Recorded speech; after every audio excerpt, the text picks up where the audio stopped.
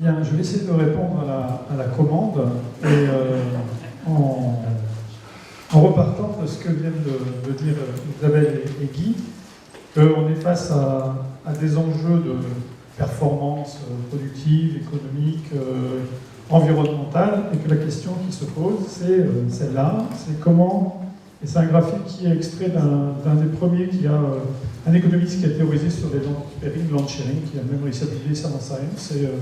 En gros, si vous avez une fonction d'environnement qui est ici, une fonction de production qui est là, il a fait l'hypothèse que la relation était comme ça, et comment on l'organise, et en disant que si vous êtes sur la ligne droite, il n'y a rien à faire, si vous êtes sur la ligne rouge, vous avez intérêt à faire du land sparing, si vous êtes sur la ligne bleue, vous avez intérêt à faire du land sharing. Bon.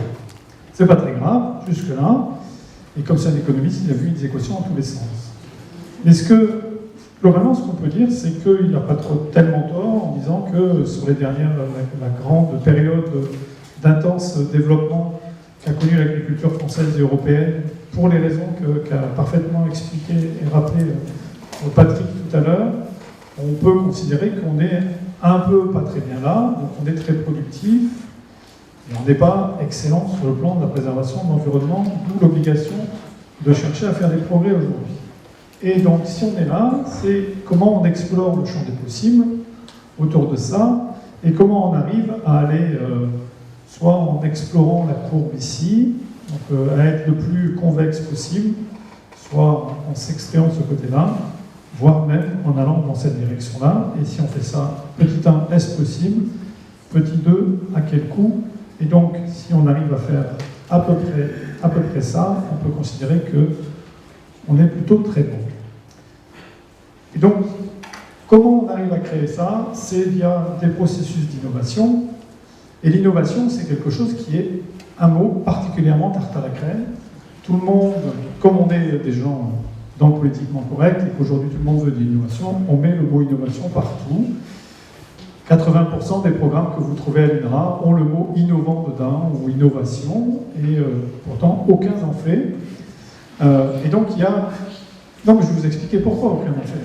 Il y a beaucoup de définitions. Une des définitions les plus anciennes et que je trouve extrêmement intéressante, c'est une définition qui a été donnée par Joseph Schumpeter dans un ouvrage qui date de 1906 ou 1910, je ne sais plus, théorie économique, et où il dit que globalement, il développe beaucoup l'idée que l'innovation est au cœur de la compétitivité et au cœur du développement économique des entreprises et des pays.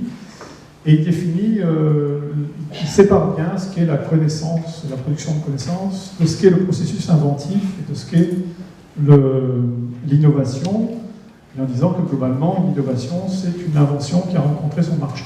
Donc ça, on s'écrit en autrichien, donc c'est incompréhensible, mais c'est ce qu'il y a dans son ouvrage. Et donc, il y a d'autres définitions un peu plus modernes, et je trouve qu'une définition extrêmement intéressante, c'est ce qui a été publié par le CDE en 2005, donc quelque chose qui s'appelle le manuel d'Oslo, et où la définition, elle est celle-ci, c'est l'adoption d'un produit nouveau, ou significativement amélioré, d'un process nouveau, d'une nouvelle méthode d'organisation. Et donc, en gros, là, systématiquement, ce que vous avez, c'est le processus de création de quelque chose de nouveau et le processus d'adoption. S'il n'y a pas les deux, il n'y a pas d'innovation. Et donc, quand je dis l'INRA met innovant partout, ben, l'INRA produit de la connaissance, c'est une évidence. De temps en temps, les chercheurs sont créatifs et inventifs, donc ils produisent quelque chose de nouveau, mais en aucun cas, ils ne peuvent assurer l'adoption. Ce n'est pas leur job. C'est pour ça que je dis qu'ils le disent, mais ils n'en font pas. Alors, le problème du mot innovation, c'est que c'est en français en tout cas, c'est quelque chose qui désigne à la fois le processus et le résultat. Donc, c'est un peu ambigu, ça c'est pas très très grave. Et de fait, comme je dis, il y a création de quelque chose de nouveau et il y a son adoption, ça conduit à avoir un processus très complexe qui mobilise énormément d'acteurs. Que globalement, vous pouvez avoir dans un losange, vous avez de la recherche, production de connaissances et une fois de temps en temps de quelque chose d'inventif, de nouveauté. Vous avez des acteurs économiques, puisque de toute façon, c'est eux qui vont devoir les mettre en œuvre in fine. Vous avez entre deux, en position intermédiaire, le développement, qui va jouer ce rôle de transfert et de facilitateur de l'adoption. Et puis vous avez la formation, que l'on a tendance à oublier complètement dans un processus d'innovation, Je suis particulièrement heureux de faire ça ici dans une école de l'enseignement supérieur agricole et agronomique, parce que on oublie de dire que sur le moyen et le très long terme, et le long terme, c'est un acteur absolument central dans le processus d'innovation. Je reviendrai tout à fait, ou presque à la fin là-dessus, en espérant qu'Emmanuel ne me rappellera pas alors. Mais en fait, dire que ça se résume à cet écosystème-là, c'est faux, parce qu'il manque deux choses. Il manque toute la dimension réglementaire. Il n'y a quasiment pas de processus d'innovation possible s'il n'y a pas un encadrement par la réglementation, pour dire globalement ce qui est possible et pour marquer des phénomènes de cliquet dans un processus d'innovation. Et puis d'autre part, il y a les politiques publiques qui jouent un rôle absolument considérable pour faciliter la mise en œuvre et le fonctionnement de ce losange.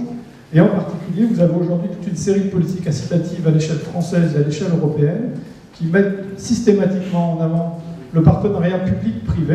Et le partenariat public-privé, c'est la recherche avec les acteurs économiques, parce que, et vous le voyez systématiquement, en particulier dans les projets H2020 ou dans les projets investissement d'avenir, ces politiques incitatives qui font travailler ensemble le partenariat public-privé légitiment ou reconnaissent le fait que de toute façon, si vous ne les faites pas travailler ensemble, il n'y a pas ce processus d'innovation, où il est extrêmement compliqué.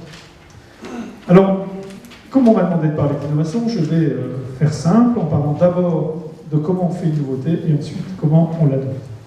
En m'appuyant sur un certain nombre de cadres assez simples et pas simples parce que c'est ceux que je comprends, donc voilà.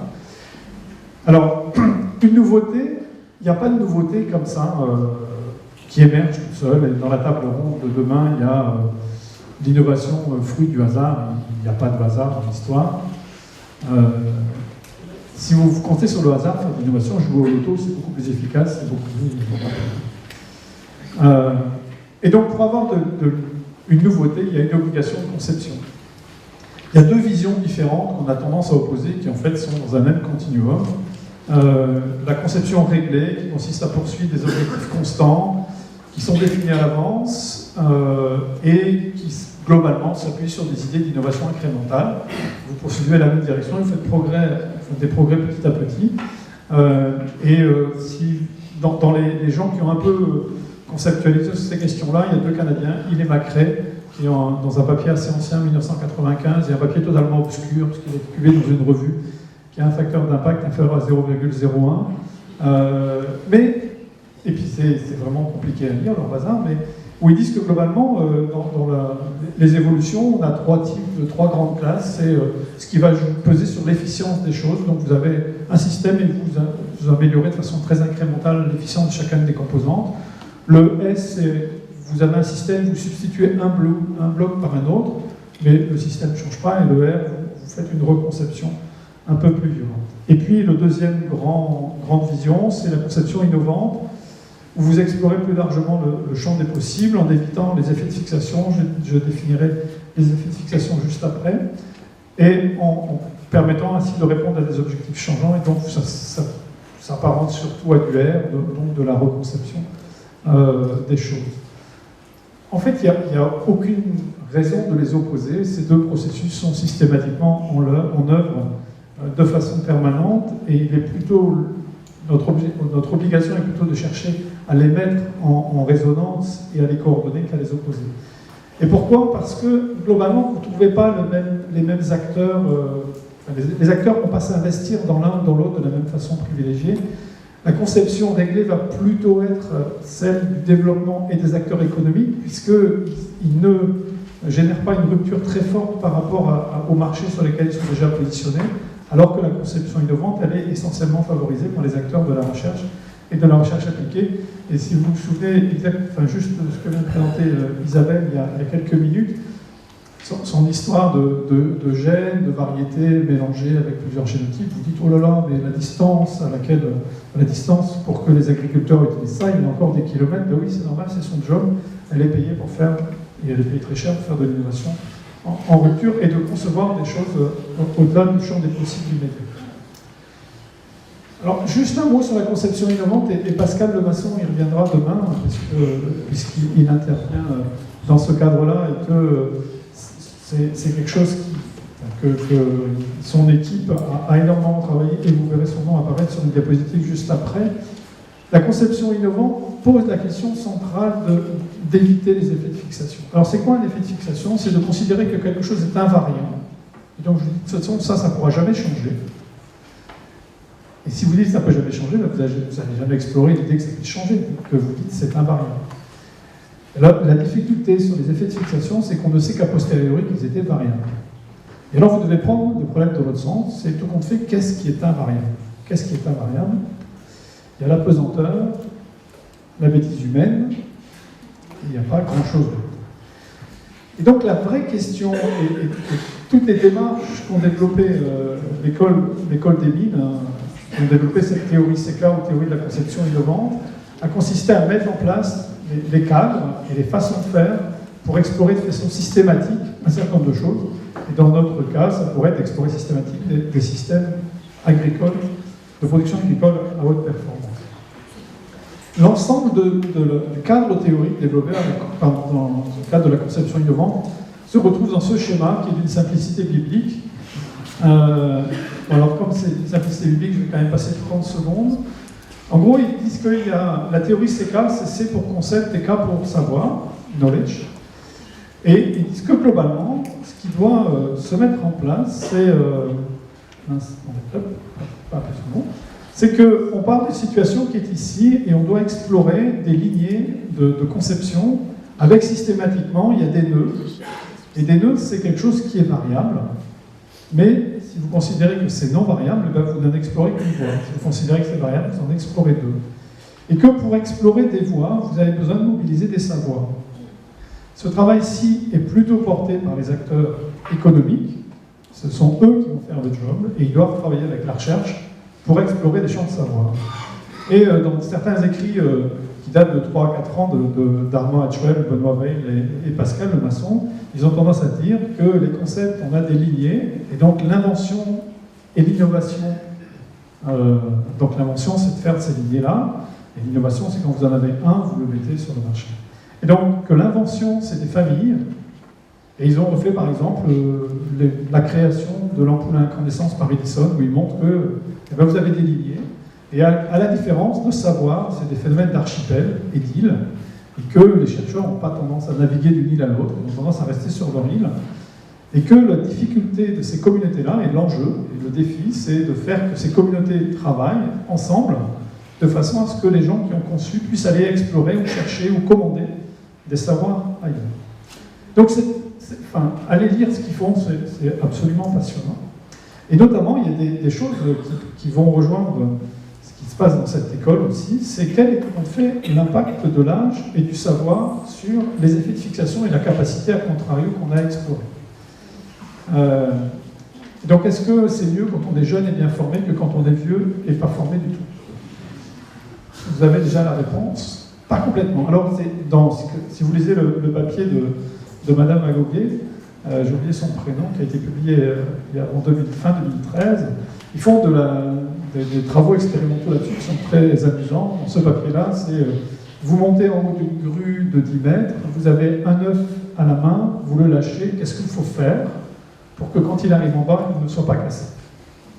Débrouillez-vous, vous avez 5 minutes. Et il montre que, il y a des choses, ça marche en plus. Voilà. Et donc, il y a 3 grandes familles, et il regroupe les réponses dans ces 3 grandes familles de cas. Si ça vous intéresse, pendant l'apéritif, je pourrais vous donner comment. Et il montre que ce qui va influencer les capacités, les effets de fixation ou la capacité à les surmonter, c'est d'une part un effet négatif, c'est qu'on a tendance à développer, et en particulier avec l'âge et avec des fonctionnements de groupe, ce qui s'appelle de l'heuristique restrictive. Donc on a tendance à, en particulier quand des gens ont subi ou travaillent ensemble depuis très très longtemps, ils ont tendance à réfléchir toujours selon les mêmes voies, et ça se met sous le terme d'heuristique restrictive. La façon de compenser ça, c'est d'avoir des capacités d'inhibition, et donc résister à l'activation spontanée de l'autoristique restrictive. Et puis, ce qu'il faut maximiser, c'est en particulier un rôle de la formation, c'est la capacité d'expansion, c'est-à-dire à trouver des alternatives aux effets de fixation. Donc échapper à ça. Il faut savoir qu'on est tous frappés fondamentalement par des effets de fixation. Alors, une deuxième dimension dans la notion d'innovation, c'est qu'on a tendance à ne pas disposer d'une métrique pour savoir ce que l'on fait et où on est. En particulier, en agriculture, on n'en a pas. Mais la NASA, qui avait ce problème de savoir comment on faisait de l'innovation et comment ils positionnaient l'ensemble de leurs acteurs, de leurs partenaires, depuis la recherche et toutes les entreprises, on travaille sur cette question-là depuis le milieu des années 70 et ça a été écrit pour la première fois par un dénommé Mankins en 1995 qui a développé ce qu'on appelle une échelle de TRL pour Technology Readiness Level et qui montre que tous les acteurs, depuis la recherche la plus fondamentale jusqu'à l'utilisation, le déploiement effectif de quelque chose de nouveau et son utilisation, pouvaient se mettre sur une échelle de 1 à 9. Ça ne veut pas dire que la connaissance coule de façon limpide le long de cette chaîne-là. Vous avez tout plein de boucles, mais au moins vous pouvez positionner les acteurs le long de cette chaîne-là. En fait, quand vous regardez cette chaîne, vous avez un certain nombre de choses qui varient au cours du temps, enfin au cours de l'axe. Vous avez par exemple ici beaucoup plus d'approches collaboratives et ici des approches partenariales de type B2B. Ici tout le monde est beau, tout le monde est gentil, tout le monde y travaille ensemble. Ici c'était un peu plus difficile. Vous avez de la propriété intellectuelle qui ne se gère pas de la même façon. Ici vous avez des vrais phénomènes de propriété intellectuelle de type brevet, de type certificat d'obtention végétale, de type copyright. Alors qu'ici, vous avez beaucoup plus la façon de protéger ce que l'on fait, c'est de le diffuser le plus vite possible. Donc diffusion de savoir et diffusion de publication. Vous avez aussi un mode de financement qui varie. Ici, vous avez beaucoup plus de financement public et là, vous avez beaucoup plus de financement privé. Après, les obligations que vous avez ne sont pas les mêmes. Il est évident que cette zone-ci doit explorer l'incertitude des L'incertitude des possibilités explorées doit être grande, et donc il faut en explorer beaucoup. A contrario, là, vous avez un peu de diversité à explorer, mais chacune coûte très cher. Et puis le dernier point, qui est une particularité liée, qui est quelque chose qui doit nous interpeller énormément en agriculture, c'est que ce qu'on travaille ici au niveau des plus fondamentaux sont globalement des processus à forte généricité. Mais quand ils vont vers le domaine de l'application, vous avez une dépendance aux conditions locales qui est croissante. Et je vais vous montrer après que l'émergence de l'agroécologie, du paradigme de l'agroécologie, doit nous amener à nous interpeller très fortement sur cette question-là, parce que vous pouvez assez facilement imaginer que si quelque chose ici devient à 100% dépendant des conditions locales, il n'y a plus rien qui peut venir de l'extérieur pour alimenter cette réflexion-là. Donc ça, c'était le premier point. Le deuxième point, c'est l'adoption. L'adoption, c'est beaucoup plus facile, puisque globalement, l'adoption d'une nouveauté, ça c'est un collègue anglais, un jour avec qui je parlais de ça, d'une entreprise, il me dit, mais globalement, ça n'est autre que l'équilibre entre l'espoir engendré et l'aversion au risque et au changement. Et donc c'est ça que l'on doit travailler, c'est qu'il faut que ce que l'on vend soit très bon, et donc que l'espoir engendré ne soit pas totalement idiot, et puis de toute façon, comme tout acteur économique, il y a une aversion au risque et une aversion au changement. Et l'aversion, elle est d'autant plus grande que la nouveauté est en rupture par rapport à l'existant. C'est assez une évidence. Alors, cette question, elle a été très théorisée, et c'est quelque chose qui est assez simple. Et en fait, je ne vais pas renvoyer la dernière version, parce que j'ai mis... je pourrais vous donner une nouvelle version, le texte est en français, mais c'est pas très différent. Ce qui se passe, c'est qu'au cours du temps, vous êtes lié à un système socio-technique dominant, qui est très très stable et qui bénéficie de phénomènes d'auto-renforcement et qui fait que personne n'a intérêt à quitter cette zone d'équilibre. Et comment vous faites rentrer de l'innovation autour de ça Vous pouvez la faire rentrer parce qu'elle est disponible ici dans des phénomènes de niche qui vont injecter là-dedans. Et vous avez un paysage socio-technique qui va être celui des politiques publiques, qui va être celui du financement, qui va être celui de la réglementation, qui va le permettre ou pas le permettre. Alors, comme vous êtes face à des phénomènes d'auto-renforcement, qui dit que globalement, quand vous avez un système qui est à l'état d'équilibre, le premier qui bouge, il a perdu. Donc, en gros, personne ne doit bouger. Et donc, pour que ce système il évolue, il faut utiliser des leviers. Et il y a toute une catégorie de gens qui ont travaillé sur comment on peut faire ça. C'est en faisant en sorte qu'en introduisant une technique, elle a beaucoup d'avantages, plutôt que de ne pas l'introduire. Et donc, il faut favoriser ce qui s'appelle les rendements croissants d'adoption. Les rendements croissants d'adoption, c'est globalement, il y en a 5 catégories. Je ne vais pas toutes les passer en détail. Le premier, c'est évident que c'est l'apprentissage par l'usage. Plus une technique est mise en œuvre par des gens qui ont envie de l'essayer, mieux ça fonctionne. Et c'est pour ça que globalement, on a aujourd'hui un effort considérable à faire autour des démarches participatives, puisque qui dit démarche participative dit que les gens ils sont investis dedans dans les démarches d'essai, et donc globalement ça revient à faire de l'apprentissage par l'usage. C'est aussi la formation, hein, quand des étudiants vont faire des stages à droite à gauche, c'est de la formation par l'usage. Ensuite, il y a tout un travail à faire autour des économies d'échelle, de l'équilibre entre ce qui s'appelle les économies d'échelle qui vont être favorables à l'agrandissement et qui vont globalement aller vers des logiques d'auto-renforcement versus les travaux sur des économies de gamme qui, eux, vont plutôt être favorables à la diversification de pratiques. Il y a toute une question en agriculture autour des externalités directes et indirectes de réseau. Externalité directe de réseau, c'est le fait que quand les gens travaillent ensemble, ils ont plus de facilité à adopter quelque chose. Globalement, vous répartissez les risques, et puis c'est toujours mieux de discuter avec quelqu'un qui a essayé, comme vous, un certain nombre de choses. Et puis le dernier point, c'est la formation. Alors j'ai déjà mentionné la formation ici par l'apprentissage par l'usage, mais les travaux des rendements croissants d'adoption, ils mentionnent la formation pour quelque chose d'assez différent, qui est que quand des gens ont suivi, entre guillemets, la même formation ensemble, ils ont spontanément tendance à se faire confiance quand ils se retrouvent après dans la vie professionnelle. C'est un truc qui fonctionne bien, c'est pour ça que vous avez à la tête de l'État très très peu de corps, et c'est les mêmes. Et c'est parce que globalement, ils ont la même culture, ils ont le même travail, et ça fonctionne particulièrement bien. Ce que ça montre, c'est donc le rôle essentiel du développement et de la formation. Alors, puisqu'il me reste 1 minute, voilà. En fait, pourquoi l'agroécologie d'abord, c'est très bien, parce que c'est notre ministre qui l'a mis dans la loi, et donc, de fait, c'est vrai, mais ça offre un nouveau cadre de réflexion. Vous connaissez tous l'agroécologie, donc ça, c'est un graphique issu de Vézel, qui montre que globalement, c'est à la fois une discipline scientifique, c'est un mouvement, et notamment autour de l'agriculture durable et de la multi-performance que vous allez pouvoir avoir ici, et puis ça met en œuvre un certain nombre de pratiques. Alors, dans les pratiques, elles sont globalement à décliner en 3 axes, ce qui va boucler les grands cycles, ce qui va mobiliser les régulations biologiques positives, et ce qui conduit à réfléchir à l'échelle des systèmes. Je vais juste m'arrêter sur celle-là, qui dit mobiliser les régulations biologiques positives signifie que vous êtes très dépendant du milieu, signifie que c'est très dépendant du milieu, et donc globalement la mise en œuvre de l'agroécologie ne fait rien d'autre que maximiser la dépendance des conditions locales. Si on va très loin dans ce système-là, on peut se poser la question de comment on fait de l'innovation autour de ça. Et aujourd'hui, cette question-là n'a pas été traitée. Il ne reste pas moins qu'il va falloir le faire et qu'il va falloir prendre ça en compte pour la conception, pour le déploiement et pour le concept. Alors, juste pour finir, et c'est ma dernière diapositive, il y a une phrase que j'adore, qui est celle de Michel Buffon, qui dit globalement, ce qu'on doit faire quand on fait de l'innovation, c'est gérer des transitions en univers incertain. Et donc, ça, c'est une phrase que j'ai piquée d'une de ses interventions l'année dernière, en 2014, il dit la métaphore la plus évocatrice pour le pilotage d'unités de production, par exemple une exploitation agricole, c'est le pilotage d'un avion. On dispose d'un grand nombre d'indicateurs et c'est le cerveau qui intègre pour décider. Il se réfère à des lois, à de l'accumulation d'expérience. Donc, comme boutade, la question c'est de savoir si l'exploitation agricole c'est ça, c'est un cockpit d'un avion de la Royal Air Force en 1945, ou si c'est ça, c'est un Airbus A380.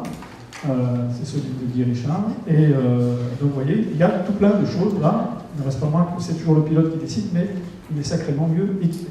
Voilà. Merci beaucoup. Sur ton dernier transparent sur lequel tu allais... Enfin, transparent, je ne suis pas innovante dans la terminologie. Sur la question de l'agroécologie, ou l'avant-dernier transparent, où en fait la dernière puce ta réflexion me semble importante puisque tu montres l'importance de la dépendance aux conditions locales. Et donc, si on relie à ce que tu as présenté au début de ton exposé sur la généricité en fait du processus de recherche et puis donc pour aller progressivement sur l'innovation, quelle piste tu produis, tu as pour réfléchir le processus d'innovation dans ce contexte, ce lien entre recherche et production d'innovation, parce qu'effectivement, la dépendance aux conditions locales remet en cause un peu le modèle. Ça le remet en cause, oui et non. En fait, je pense qu'il faut être conscient de ce risque-là. Et donc, ça veut dire que la traduction de quelque chose de générique en conditions locales doit être analysé avec beaucoup plus de détails. Ça veut dire qu'il faut réussir à comprendre tous les phénomènes d'interaction qui vont se mettre en œuvre. Et les phénomènes d'interaction, ils peuvent se comprendre, ils ne relèvent pas complètement de l'humain. Il y a un exemple que je trouve intéressant dans cette réflexion sur l'agroécologie, c'est le travail qui se développe et qui va faire que prendre de plus en plus d'ampleur autour du biocontrôle. Les travaux sur le biocontrôle, Didier vous voit venir, très souvent on met en avant, j'ai un problème, une ch'touille, je trouve un traitement. Avant on avait un produit phytosanitaire et aujourd'hui on met autre chose. Si vous continuez à faire ça, en fait, comme il y a des milliers de ch'touilles sur des centaines d'espèces, on ne va jamais y arriver. Donc la seule façon de sortir de ça, c'est de comprendre pourquoi tel élément de biocontrôle a un effet sur telle chose et dans telle et telle condition. Et tant que vous n'avez pas compris, le système ne marche pas. Donc j'aurais tendance à dire que si la dépendance au milieu, je disais, si elle est 100%, effectivement il ne se passe rien, mais si elle est très forte, il ne faut surtout pas que ça se résume à un travail des acteurs économiques et du développement qui, eux, sont effectivement ceux qu'on va trouver plutôt dans les TRL 9. Il faut au contraire mobiliser très fortement la recherche dans ce contexte-là pour comprendre des systèmes qui sont extrêmement dépendants du milieu. Leur conséquence, c'est qu'ils vont être extrêmement gourmands en savoir et en coût de production du savoir. Mais je pense qu'il faut qu'on soit conscient et pas trop naïf là-dessus. Il y a entre guillemets aujourd'hui, il y a une forme de naïveté autour de l'agroécologie. Ah bah oui, ça va marcher. Je pense que le pendant de ça va être quelque chose d'un processus extrêmement gourmand en savoir. J'ai été particulièrement intéressé par les schémas où on passait d'une production du savoir par la recherche à une production, à un développement par les acteurs, etc. Tous les schémas. Mais ces schémas sont présentés pour des besoins graphiques de manière linéaire. Est-ce qu'on a une idée des ruptures qu'il peut y avoir est-ce que c'est effectivement des phénomènes continus ou est-ce qu'on a des idées sur les marques d'escalier que ça représente? Je prends ça pour un exemple. J'ai en tête le fait que la diffusion d'innovation dans un secteur comme l'appellation d'origine est d'un modèle assez particulier puisqu'il suppose la socialisation préalable de l'innovation pour qu'elle rentre dans le changement des conditions de production de l'appellation. Et tant que cette socialisation n'a pas eu lieu, l'innovation, ça n'a pas lieu. Elle n'est pas mise en œuvre puisqu'elle ne rentre pas dans les conditions de production de l'appellation. Donc j'ai l'impression qu'il y a des phénomènes discontinus. Il y a des choses en fait. D'abord, ce n'est pas une bille qui coule logiquement. En fait, il y a tous des processus de boucle dans l'histoire, il y a des rétroactions à peu près partout, et donc il y a à la fois entre guillemets, caricaturale et schématique, de la connaissance, ou certaines formes de connaissances qui descendent et des questions qui remontent, et que la fluidité de cette information n'est pas si évidente. La fluidité de ces flux n'est pas absolue, en particulier la remontée des questions. Et quand vous avez des acteurs extrêmement larges, parce que vous avez certains acteurs qui couvrent quasiment de 3 à 9, vous prenez des très grosses entreprises comme Monsanto par exemple, qui couvrent ça, et vous n'avez plus aucune visibilité sur les processus internes. Donc les processus ne sont pas très clairs, les processus de coût. Le deuxième, c'est qu'effectivement, ce n'est pas des processus. Il y a un certain niveau de discontinuité qui peuvent exister, et selon ce dont vous traitez, la forme que vous pourriez avoir n'est pas la même partout. Le troisième élément, c'est que, mais qui est plutôt un élément rassurant sur le fait que ça se produit systématiquement, c'est que vous avez une zone de faiblesse dans l'ensemble de cette chaîne-là, c'est les zones du milieu. Parce que c'est l'endroit où pratiquement tous les... Quand vous êtes d'un bout à l'autre, en fait, c'est assez simple de dire tout ce que j'ai montré qui varie, et donc vous savez où vous habitez. Les acteurs qui sont au milieu, qui sont les acteurs de la recherche appliquée et du développement, sont en tension systématique autour de ça. Et bizarrement, on les entendait relativement peu parler d'innovation. Parce que je pense que c'est la zone difficile. C'est les zones où on se situe. En France, on a la chance d'avoir des acteurs dédiés à ça, qui sont des instituts techniques agricoles. Il y en a au moins 2 dans la salle. Enfin, 2 directeurs qui sont dans la salle. Et pour en avoir déjà discuté avec eux, ils savent ce que je pense là-dessus. Ils ont un rôle absolument central à jouer là-dessus. Il n'y aura pas de flux continu sans eux, de fluidité d'information sans eux. À nouveau, cette question un peu basique sur le lien entre le sujet de la session et puis, d'ailleurs, des rencontres, et puis cet exposé. Finalement, en quoi ça éclaire le lien entre compétitivité et innovation, ce que tu as raconté sur le processus d'innovation. Le sentiment qu'on peut avoir, c'est qu'à l'issue de ton propos et puis de toutes les réflexions qui tablent sur lesquelles il repose, c'est que ce lien est beaucoup moins évident que je ne le pensais au début du topo. Et que dans certaines conditions, on voit bien que l'innovation peut être l'adversaire de la compétitivité. Et je dirais même qu'à certains moments, que finalement, au fur et à mesure du processus d'élaboration ou de maturation de l'innovation, ce lien entre innovation et compétitivité n'est pas du tout le même et la distance entre ces deux notions n'est pas du tout la même. Il y a des moments où il y a peut-être un moment où ça se rapproche, où ça se connecte. Donc est-ce qu'il y a des... Qu'est-ce que tu peux nous dire sur, encore une fois, ce lien éventuellement évolutif et dynamique entre innovation et compétitivité? Si tu mets derrière compétitivité, la seule compétitivité économique, effectivement, le fait de devoir innover dans des systèmes de production alimentaire, agricole et alimentaire qui sont à la fois compétitifs, économiquement performants et respectueux de l'environnement, d'une certaine façon, le fait d'introduire la deuxième composante distend le lien avec la première. Mais de toute façon, cette obligation de les coupler, elle n'est pas dictée par la problématique de l'innovation, elle est dictée par le cadre réglementaire national et européen dans lequel elle exerce. Entre guillemets, demain, il n'y aura pas d'agriculture et d'agroalimentaire si elle n'est pas respectueuse de l'environnement. Voilà.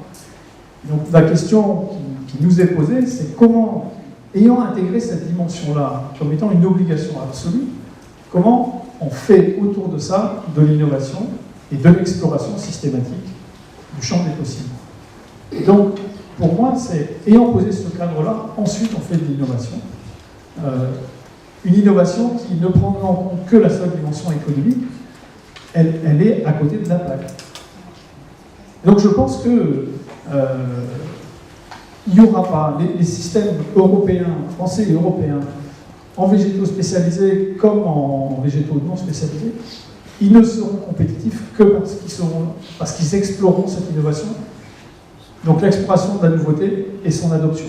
La deuxième composante, elle est absolument obligatoire. En fait, tu le sais mieux que moi dans la dimension éco-phyto, à quel point l'adoption du système un peu nouveau pose des difficultés. Oui, bonjour.